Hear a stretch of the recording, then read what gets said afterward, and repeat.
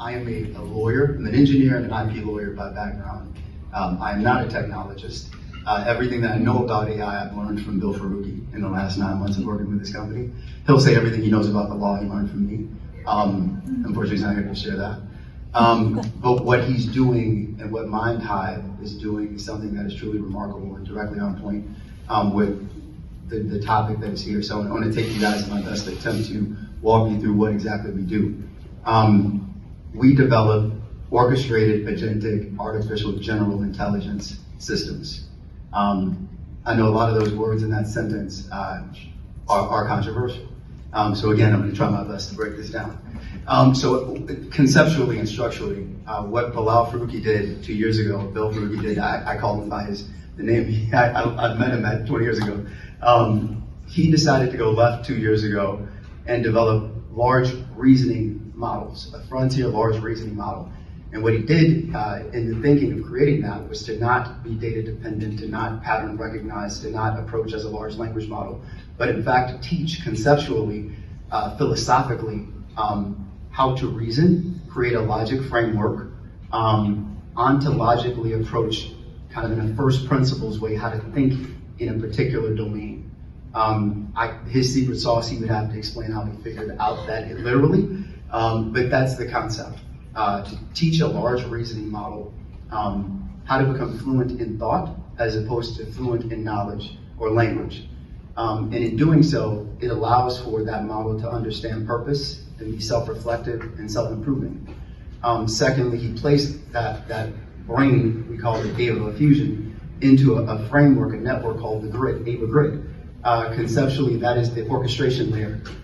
That is how any of those particular, there are also 10, we call them digital employees, that are also large reasoning models that are specialized within particular domains or verticals. That could be education, it could be law, it could be healthcare, and on top of that, or wrapped around that, is the actual agent. And thus the singular names, Arthur, the educator, Chiron, the doctor, Justine, the lawyer, even the theologian, Theo. So they understand how to think and reason and contemplate solutions and understand their purpose. So unlike a conventional AI framework or generative AI in an LLM standpoint, they don't need to be directed towards a task. They can be given a problem.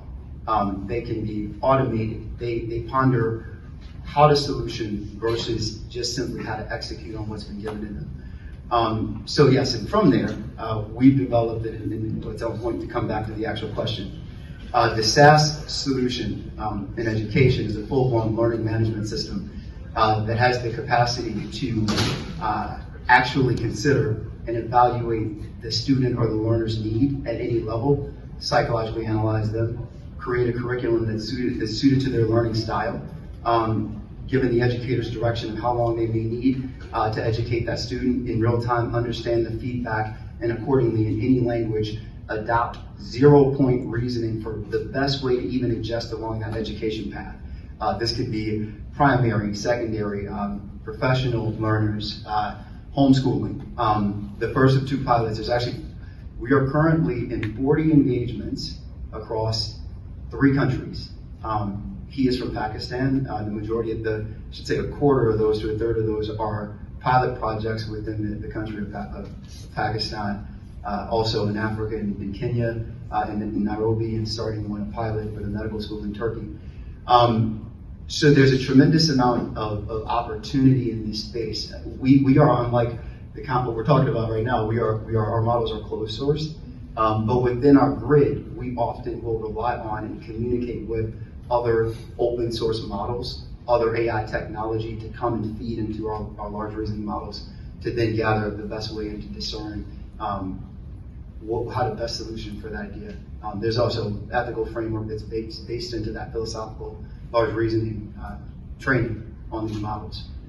So to the question, I guess the most important approach and kind of the reason why we pivoted is to understand the arena in order that how you need to adapt. What language are they speaking when you go into that particular domain?